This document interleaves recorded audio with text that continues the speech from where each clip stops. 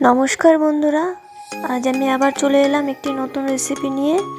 আজ আমি বানিয়ে দেখাবো শীতের সবজি দিয়ে রুই মাছের ঝোল। আমি এখানে সবজি নিয়েছি বেগুন, আলু, ফুলকপি আর শিম। এই শীতের সবজিতে আজকে আমি রুই মাছের ঝোল বানাবো আর নামানোর আগে দিব ধনেপাতা। তো চলো রান্নাটা শুরু করা যাক। আমি এখানে কড়াই বসিয়ে দিয়েছি। কড়াইটা গরম হলে তারপর দিয়ে দিলাম তেল। এরপর আমি তেলটি কড়াইয়ের গায়ে ভালো মতো লাগিয়ে নিচ্ছি। এরপর আমি যে সবজিগুলো কেটে রেখেছিলাম সেই সবজিগুলো আমি ভেজে নেব। সবগুলোই একসাথে ভাজবো, আলাদা আলাদা করে ভাজবো না।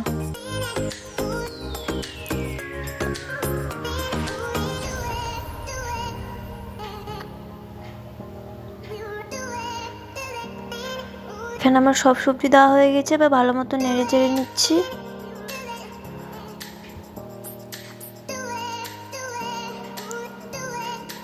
এরপর দিয়ে দিচ্ছি হলুদ আর লবণ।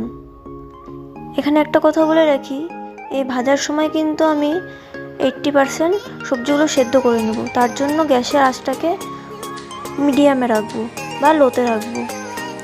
আর এখানে ওদিকে সবজিগুলো ভাজা হোক, এদিকে আমি মাছের মধ্যে লবণ, হলুদ আর কিছুটা সর্ষের তেল মাখিয়ে নিচ্ছি।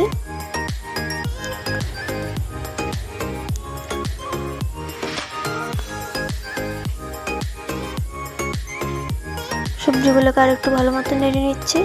আমার ভাজা হয়ে গেল। এরপর আমি সবজিগুলোকে তুলে নিচ্ছি। এখানে কিন্তু আমার 80% সবজিগুলো সেদ্ধ হয়ে গেছে। এরপর ওই কড়াইয়ের মধ্যে আর একটু তেল দিয়ে দিলাম। এরপর মাছগুলোকে ভেজে নেব। মাছটাকে ছেড়ে দিলাম। এখানে একটা টিপস বলে রাখি, কড়াইটা আর তেলটা যদি ভালো মতো গরম করি তাহলে কিন্তু মাছ কড়াইয়ের গায়ে লাগবে না, এক ফোঁটাও মাছটা লাগবে না।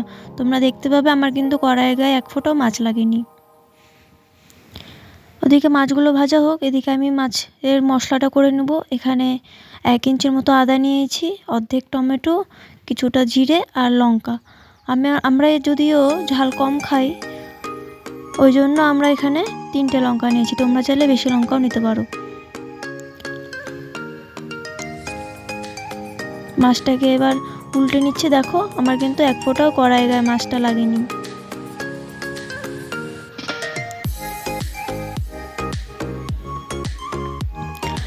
আমার প্রত্যেকটি রান্নাতেই দেখবে আমরা একটু ঝাল কম খাই, কারণ আমার বর আর আমরা দুজনেই ঝাল কম খাই, জন্য আমাদের রান্নাতে একটু লঙ্কার পরিমাণটা কমই থাকে। 2 পিসটা ভাজা হয়ে গেছে আমার মাছ, এবার আমি তুলে নিচ্ছি।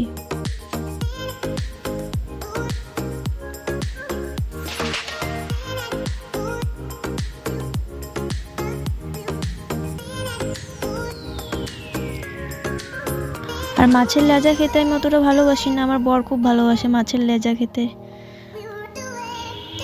এরপর ফোড়নে দিয়ে দিচ্ছি তেজপাতা, কিছুটা জিরে, শুকনো লঙ্কা আর কিছুটা 5 ফোড়ন। সম্বরটা ভাজা হয়ে গেল। এরপর যে মশলাটা করে রেখেছিলাম, আদা, শুকনো লঙ্কা, আদা, কাঁচা লঙ্কা, টমেটো আর জিরে, সেই মশলাটা এবার দিয়ে দিলাম।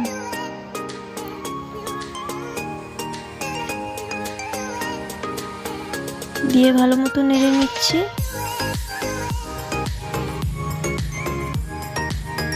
আমি কিছুক্ষণ এমনি মশলাটাকে কষাবো, তারপর জল দিয়ে মশলাটাকে ভালো মতো কষিয়ে নেব।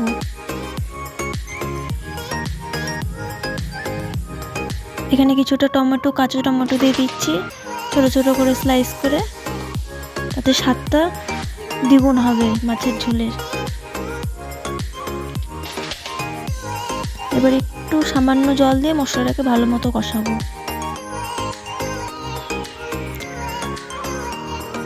এরপর দিয়ে দিচ্ছি এখানে হলুদ আর লবণ। মশলা যত কষাবো মাছের ঝোলের টেস্ট তত ভালো হবে, কিন্তু মাছের ঝোল না, যে কোনো সবজিরই টেস্ট দ্বিগুণ হয় মশলা যদি ভালো মতো কষানো হয়।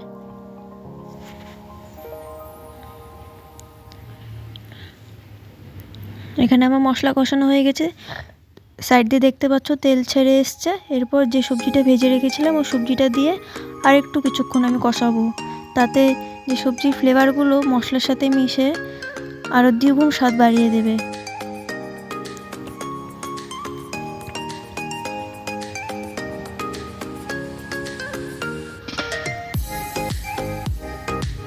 ভালো মতো ভাজা ভাজা করে নিচ্ছি মশলার সাথে সবজিগুলো।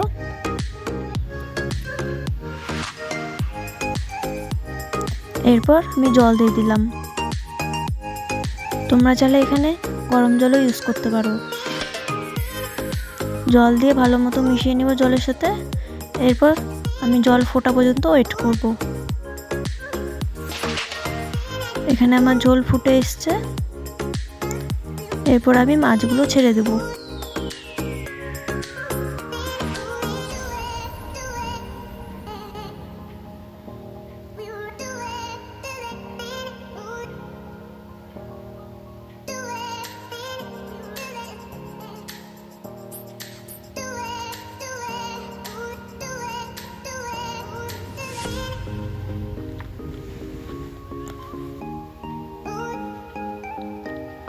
মাছগুলো দিয়ে কিছুক্ষণ আমি ফোটাবো ঝোলটাকে,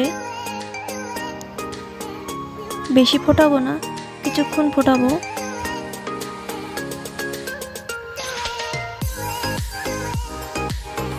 এরপর স্বাদ মতো একটু চিনি দেবো, সামান্য একটু চিনি, তাতে ঝোলের ব্যালেন্সটা ভালো থাকে। একটু চিনি, একটু গরম মশলা, আমি এখানে শাহি গরম মশলা ইউজ করলাম, আর ধনেপাতা। ব্যাস, আমি আর ফোটাবো না, ধনেপাতাটা দিয়ে আমি গ্যাসের আঁচটা বন্ধ করে দেব। আমার এখানে ঝোল একদম রেডি। এবার আমি ঢেলে নিচ্ছি একটি পাত্রের মধ্যে। তোমরা দেখতে পাচ্ছ ঝোলের কালারটা কিন্তু দারুণ এসছে। আমি কিন্তু এখানে কোনো রকম শুকনো লঙ্কার গুঁড়ো বা কাশ্মীরি লঙ্কার গুঁড়ো ইউজ করিনি, একদম নর্মালভাবে মাছের ঝোলটা রান্না করলাম। তোমরা অবশ্যই শীতের দিনে ফুলকপি, আলু, বেগুন, শিম দিয়ে তৈরি করে খেও আর বাড়ির সকলকে খাইও। আর ভিডিওটি ভালো লাগলে অবশ্যই একটি লাইক কমেন্ট করে দিও, আর চ্যানেলটিকে অবশ্যই সাবস্ক্রাইব করে দিও। টাটা।